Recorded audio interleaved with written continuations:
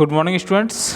और मैं आज के लिए आज दोबारा से एक और SFD BMD का पार्ट थर्ड लेके आ गया हूँ। और पार्ट थर्ड में हम लोग आज सीखेंगे, जो अभी तक सीखा आप लोगों ने वो सिर्फ कैंटिलीवर बीम पे काम किया था या सिंपल सपोर्टेड पे काम किया था। Today we are discussing about overhanging beam. Okay, if overhanging beam is subjected to point load, then how can you calculate the bending moment diagram and shear force diagram for this. Okay, so it is the part third of SFD and BMD. तो मैं योगेंद्र कुमार, और अभी जिन लोगों ने इस channel को subscribe नहीं किया है वो प्लीज़ सब्सक्राइब कर दें, और लाइक और शेयर तो आपको करना ही है, वो आप प्लीज़ कीजिए, चाहे आप व्हाट्सएप पर करें या कहीं भी करें, तो ये आपको करना ही है। ओके, ताकि मुझे थोड़ा मोटिवेशन मिले और आपको आगे वाली जो वीडियोज़ हों उनका नोटिफिकेशन मिलता रहे। Thank you. सो देखिए, तो फर्स्ट आपका क्वेश्चन आज का है, an overhanging beam is subjected to point load. तो जो आप देख रहे हैं ओवरहैंगिंग बीम, ठीक है, तो ये आपका एक ओवरहैंगिंग बीम है, ये वाला। It is subjected to a point load, only one point load, there is only one point load. Okay, so we have to calculate, first one we have to calculate the value of reactions which are acting on point A and point B. तो सबसे पहले मैं point A और point B पर reactions जो आपके हैं उनकी वैल्यू फाइंड करूँगा, ठीक है। then after we have to calculate the value of shear force diagram, and then last in that we have to calculate the value of bending moment diagram. okay, so first one is that कि overhanging beam पर आपने माना कि जो आपका point A है और point B है, इन दोनों पॉइंट पर आपका मान लीजिए रिएक्शन, मैंने मान लिया कि आर ए और आर बी रिएक्शंस काम कर रहे हैं, reactions R A and R B. Okay, अब जब रिएक्शंस आपने मालूम मतलब आपको ना मान लिए हैं, तो हम जानते हैं from sigma vertical equal to zero. तो sigma vertical equal to zero से क्या होगा कि आपके जो वर्टिकली फोर्स काम कर रहे हैं ऊपर वाले, वो इक्वल टू होंगे आपके दोनों नीचे वाले फोर्स के। तो इसका मतलब R A plus R B equal to होगा आपके टोटल ऊपर वाले फोर्स के, जो एक ही लगा हुआ है यहाँ पर 40 किलो न्यूटन के। Okay, so now to find out the value of reaction on each point we have to take a movement about point A. So first one is that I am taking movement about A. तो here R A into zero, because क्योंकि R A का जो दूरी है, ये R A आप जो देख रहे हो, इस आर ए का जो डिस्टेंस है ए पॉइंट से, वो कितना है? जीरो। वहीं तो है वो, तो डिस्टेंस क्या हुआ आपका? जीरो हुआ। अब आपका अगला पॉइंट कौन सा है? R B. आर बी पर आपका रिएक्शन लगा हुआ, आर बी मतलब बी पॉइंट पर लगा हुआ है रिएक्शन, क्या है आपका? R B. तो आर बी का ए से डिस्टेंस कितना है? ये डिस्टेंस कितना है? That is 4 metre, that is 4 metre. तो अब 4 मीटर मैंने कर लिया मल्टीप्लाई, आर बी इंटू 4 कर लिया, आर बी इंटू 4 कर लिया, प्लस आर बी इंटू 4 कर लिया। उसके बाद ये मेरे नीचे वाले दोनों फोर्स का क्या हुआ? आपका मूवमेंट हो गया। तो अब ऊपर वाले फोर्स का मतलब, अब मैं बात करूंगा जो मेरा क्लॉकवाइज फोर्स आ रहा है, तो क्या करूँगा उसको, इसको रख लूँगा इधर, क्लॉकवाइज फोर्स का मूवमेंट अलग। तो इट विल बी 40 इंटू 6, 40 आपका ये फोर्स, और डिस्टेंस कितना है इसका? ए से यहाँ से यहाँ तक का इसका डिस्टेंस कितना है? 6 मीटर। ठीक है, ये डिस्टेंस आपका 6 मीटर है। तो मैंने कर लिया, मल्टीप्लाई करने के बाद सॉल्व किया, that will be R V equal to 60 kilo newton. अब यदि मैं R V into 60 kilo newton की वैल्यू इक्वेशन नंबर फर्स्ट में यहाँ रख दूँ, ठीक है, यदि मैं R V into 60 kilo newton की वैल्यू इक्वेशन नंबर फर्स्ट में रख दूँ, यहाँ पर जो आप देख रहे हो ये वाला, ठीक है, तो क्या होगा? मुझे आर ए का वैल्यू मिल जाएगा -20 किलो न्यूटन, -20 किलो न्यूटन। ठीक है, तो हमारा यहाँ पर आर ए और आर बी कंप्लीट हो गया।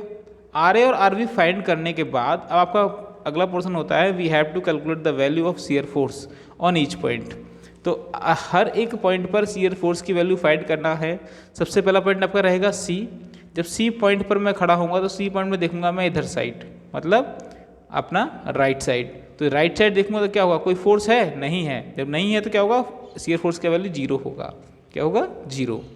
अब शियर फोर्स आप सी पे देखेंगे लेफ्ट साइड, ठीक है, तो लेफ्ट आपने देखा तो आपको ये शियर फोर्स ऊपर वाला दिखाई दिया कि -40 किलो न्यूटन का फोर्स है। ऊपर वाले फोर्स को माइनस लेते हैं क्योंकि, तो -40 किलो न्यूटन का फोर्स है आपका है, तो क्या होगा यहाँ पर? एस एफ सी क्या हो जाएगा आपका? -40 किलो न्यूटन।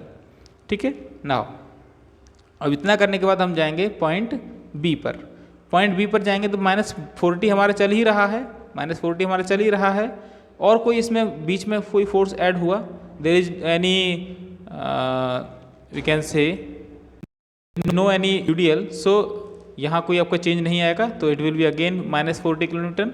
ठीक है, ये आपका दोबारा से -40 किलोन्यूटन रहेगा।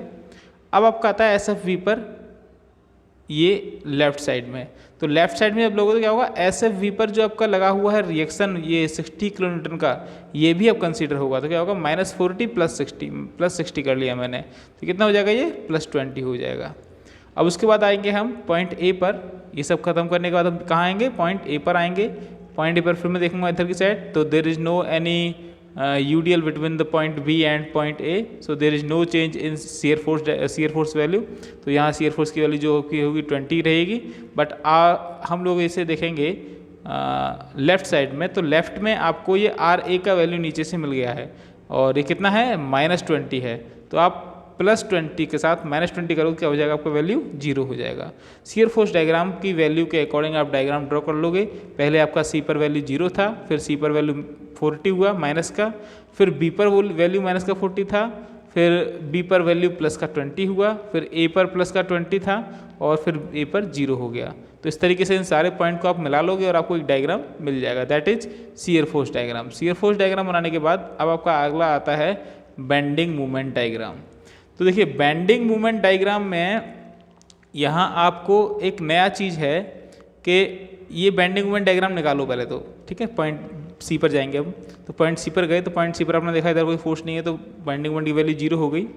अब बेंडिंग मोमेंट निकालेंगे B पॉइंट पर, B पे अखड़े हुए हैं, देख रहे हैं फोर्स इधर, तो ये सिर्फ -40 वाला फोर्स है और कोई फोर्स नहीं है, तो -40 × 2 क्या है, डिस्टेंस ले लिया, C से B का डिस्टेंस कितना है 2 मीटर है, तो क्या हो गया आपका -80 किलोन्यूटन मीटर, ठीक है। अगला आपका आता है पॉइंट A पर, तो पॉइंट A पर जब आप निकालेंगे तो पॉइंट A पर आप देखिए आपको कौन कौन से फोर्स दिखाई दे रहे हैं, एक -40 दिखाई दे रहा होगा आपको, एक दिखाई दे रहा होगा RB वाला, तो ये 2 फोर्स अप्लाई होंगे बेंडिंग मोमेंट लेने के लिए पॉइंट A पर। सबसे पहला हो जाएगा -40 × 6, -40 × 6, दूसरा हो जाएगा ये 60 × 4, 60 × 4, सॉल्यूशन किया वैल्यू आ गया 0। अब इन सारे वैल्यू के अकॉर्डिंग देखिए यहाँ C पर वैल्यू 0 है, A पर वैल्यू 0 है, B पर वैल्यू कितना है -80, तो आपका डायग्राम जो बनेगा बेंडिंग मोमेंट का क्या बनेगा, उल्टा बनेगा। कैसा बनेगा, उल्टा बनेगा, ठीक है। तो यहीं देखिए एक नई चीज़ आती है और वो हमें देखनी होती है कि यहाँ पर जो आप नीचे देख रहे हो बेंडिंग मोमेंट डायग्राम के नीचे लगा हुआ है बेंडिंग कर्व, तो ये बेंडिंग कर्व जो आप बना रहे हो, इस बेंडिंग कर्व में आपका हो रहा है हॉगिंग। क्या हो रहा है, हॉगिंग। देखिए जब हम किसी बीम पर फोर्स अप्लाई करते हैं, यदि मान लीजिए मेरा बीम है, इस बीम पर मैं फोर्स अप्लाई कर रहा हूँ और ये मेरी सपोर्ट है, तो क्या होगा, बीम इस तरीके से बेंड होगा, ठीक है। तो ये जो प्रोसेस है दैट इज कॉल्ड सैगिंग, ठीक है।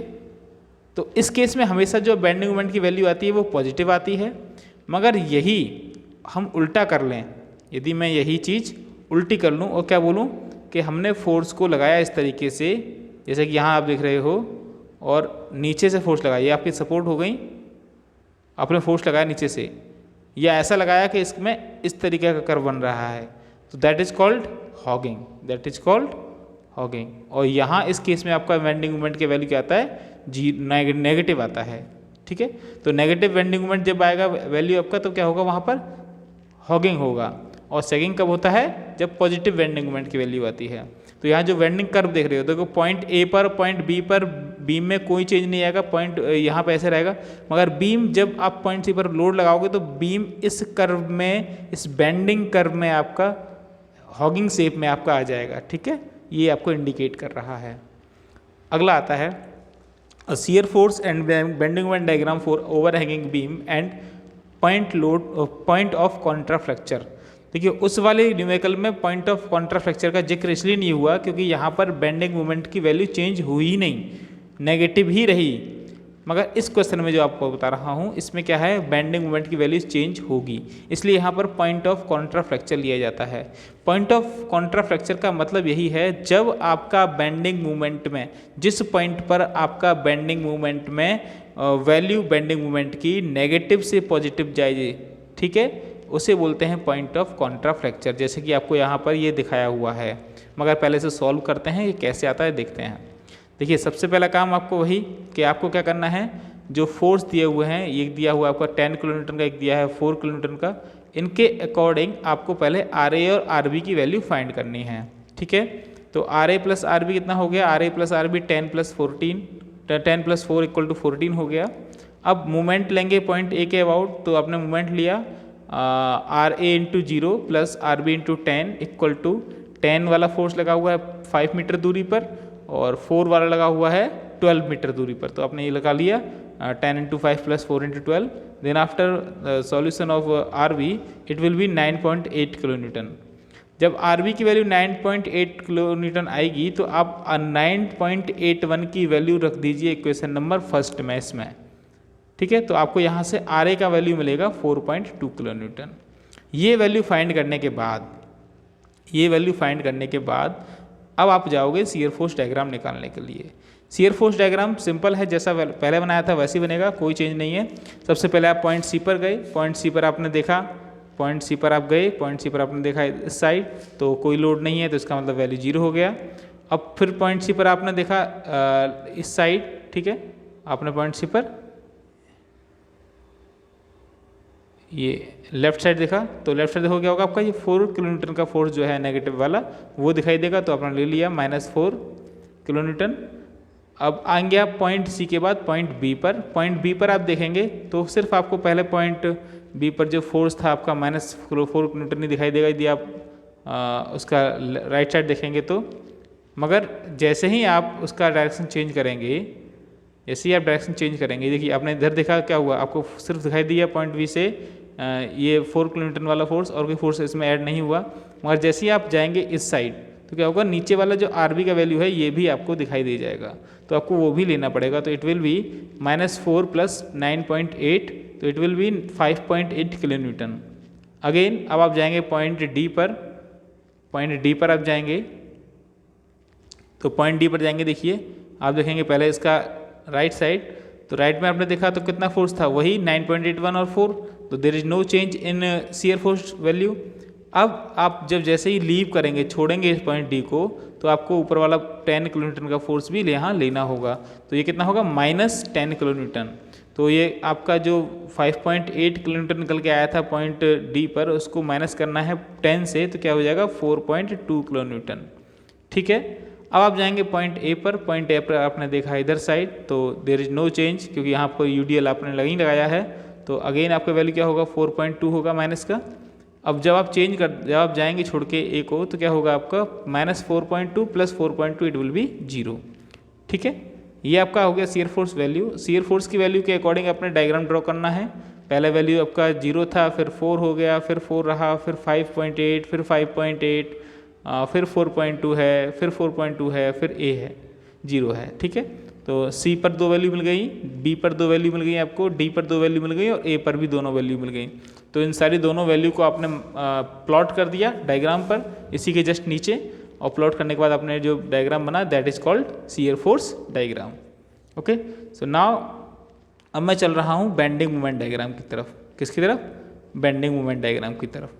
बेंडिंग मोमेंट डायग्राम में क्या होता है, जैसे हम बात कर रहे थे, सबसे पहले पॉइंट सी पर जाएंगे, पॉइंट सी पर आपने देखा इधर, पॉइंट सी पर आपने देखा क्या है आपका 0 किलो न्यूटन है, कोई फोर्स नहीं है तो कोई मूवमेंट नहीं होगा। जैसे आप पॉइंट बी पर जाएंगे तो आपको एक फोर्स दिखाई देगा दैट इज 4 किलो न्यूटन, और ये 4 किलो न्यूटन का आपको मूवमेंट लेना है, तो it will B 4 × 2 - 8 kilo Newton. ठीक है, अब पॉइंट डी पर जाएंगे, पॉइंट डी पर आप खड़े हुए हैं, पॉइंट डी पर खड़े होकर देख रहे हैं आपको दिखाई दे रहा है एक 9.81 का फोर्स और एक 4 का फोर्स। तो आप इन दोनों फोर्स का ही क्या लेंगे, इन दोनों फोर्स का ही आप क्या करेंगे, मूवमेंट लेंगे। कौन से वाले का? एक तो 9.8 वाले का और एक 4 वाले का। तो 4 वाला डिस्टेंस कितना है, 7 है, -4 × 7 इस वाले में आपने किया, -4 × 7 प्लस 9.8 × 5 क्योंकि 5 की दूरी पर है डी से बी। ठीक है, निकाला आपने 21 किलो न्यूटन मीटर आ गया। अगेन आप जाएंगे पॉइंट ए पर, पॉइंट ए पर आप जब आप करेंगे तो क्या होगा, पॉइंट ए पर आपको दिखाई देंगे ये सारे फोर्सेज, यहाँ से आपको दिखाई देंगे सारे फोर्सेज, ये 9.81 भी दिखाई देगा, 4 भी दिखाई देगा और ये 10 भी दिखाई देगा। तो इनका डिस्टेंस और देखना है आपको कि ए से सी का डिस्टेंस कितना है जिस पर फोर्स लगा हुआ है 4 किलो न्यूटन, ए से बी का डिस्टेंस कितना है और ए से डी का डिस्टेंस कितना है। तो जो फोर्स लगे हुए हैं उनसे आप मल्टीप्लाई करोगे, डिस्टेंस का मोमेंट बन जाएगा, और से नीचे वाले फोर्स आपके पॉजिटिव, ऊपर वाले फोर्स आपके नेगेटिव। निकाला वैल्यू क्या आ गया, 0 आ गया। ठीक है, यहाँ तक कोई चेंज नहीं है। जब आप इसका डायग्राम बनाएंगे, आपने डायग्राम बनाया तो डायग्राम बनाते टाइम देखिए, आपने सबसे पहले सी पर वैल्यू 0 था आपका, फिर बी पर आपको वैल्यू हो गया -8 तो नीचे आ गई, फिर आपका डी पर वैल्यू 21 हो गया तो आपने 21 ले लिया यहाँ पर, और ए पर वैल्यू 0 आ गया। तो आपने प्लॉट कर लिया। प्लॉट करने पे आपको दिखाई दिया कि बी और डी के बीच में एक पॉइंट बना जहाँ आपका चेंज हो रही है वैल्यू, जहाँ आपका जो बेंडिंग मोमेंट है वो नेगेटिव से पॉजिटिव की तरफ जा रहा है। ठीक है, तो that point is known as point of contraflexure, and we have to find out the value of that point from point C, or also we can calculate the value of this point from A। ठीक है, तो हम क्या करेंगे, सबसे पहले इसकी value find करनी है मुझे कि ये पॉइंट ऑफ कॉन्ट्राफ्लेक्चर तो बना, मगर बना कहाँ से, कितना डिस्टेंस है इसका C पॉइंट से, कितना डिस्टेंस है इसका C पॉइंट से। तो देखिए मैं क्या करूँगा, मैं एक पॉइंट C से इधर यहाँ की तरफ एक कोई x सेक्शन मान लूँगा जहाँ इसने क्रॉस किया, मतलब B और C के बीच में यहाँ कहीं मैंने एक x सेक्शन मान ली यहाँ। ठीक है, जिसका डिस्टेंस मैंने आपको दिखाया है बेंडिंग मोमेंट डायग्राम में, ये x है, ये x है। ठीक है, जैसा आप देख रहे हो नीचे बेंडिंग मोमेंट डायग्राम में देख रहे हो आप, x है। ये x की वैल्यू निकालनी है। कैसे निकालेंगे, अब मैं इस x पॉइंट के यहाँ x पॉइंट मान लूँगा। अब इस x पॉइंट से इस फोर्स का और इस फोर्स का बेंडिंग मोमेंट लूँगा। अब ये टोटल दूरी a आपका यहाँ से C तक का डिस्टेंस है x। ठीक है, तो बेंडिंग मोमेंट जब मैं लूँगा तो क्या आएगा, -4x प्लस 9.8 नीचे वाला पॉजिटिव है, इनटू डिस्टेंस ये वाली लेंगे हम इसकी, तो क्या होगी x - 2। सॉल्व किया मैंने, इसको रखेंगे हम 0 के इक्वल, क्योंकि यहाँ बेंडिंग मोमेंट क्या है आपका 0 है, तो क्या होगा, इसको रखेंगे 0 के इक्वल। सॉल्व किया तो निकल के आया वैल्यू x = 3.38। तो डैट मीन्स कि आपका जो पॉइंट ऑफ कॉन्ट्राफ्लेक्चर है, ये जो पॉइंट है आपका, ये पॉइंट आपका C पॉइंट से 3.38 मीटर डिस्टेंस पर है। ठीक है, अब इसका ड्रॉ करना होता है बेंडिंग कर्व या कर्व ऑफ इन्फ्लेशन। तो अब इसका कर्व देखिए, जहाँ जहाँ तक आपका बेंडिंग मोमेंट पॉजिटिव रहा, वहाँ तक आपकी शेप रहेगी सैगिंग की। कैसी रहेगी, सैगिंग की, इस तरीके से यहाँ तक सैगिंग। मगर यहाँ के बाद आपका बेंडिंग मोमेंट नेगेटिव हुआ तो आप यहाँ पर हो जाएगी हॉगिंग। तो ये पॉइंट B यहाँ है, पॉइंट A यहाँ है, तो ये आपकी क्या हो गई, सपोर्ट हो गई। तो ये एक तरीके से आपका डायग्राम बन के आया, दैट इज कॉल्ड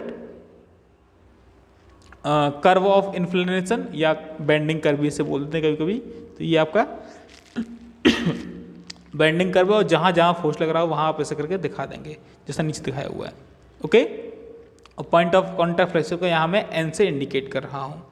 तो अब मैं बात करूँगा कुछ आपके इंपॉर्टेंट न्यूमेरिकल की जो आप करेंगे। तो देखिए ये कुछ इंपॉर्टेंट न्यूमेरिकल हैं, यहाँ UDL का भी यूज़ किया हुआ है, पॉइंट लोड का भी यूज़ किया हुआ है, ये ओवरहैंग बीम से ही है। तो आप ज़रा ट्राई कीजिएगा करने का, इनको कोशिश कीजिएगा बनाने की। इनको नहीं होते हैं तो मैं नेक्स्ट टाइम आपको वीडियो में इसे कंप्लीट करा दूंगा। ठीक है, मगर ये कंप्लीट करने का मतलब ये नहीं है कि आपने बस देखना है।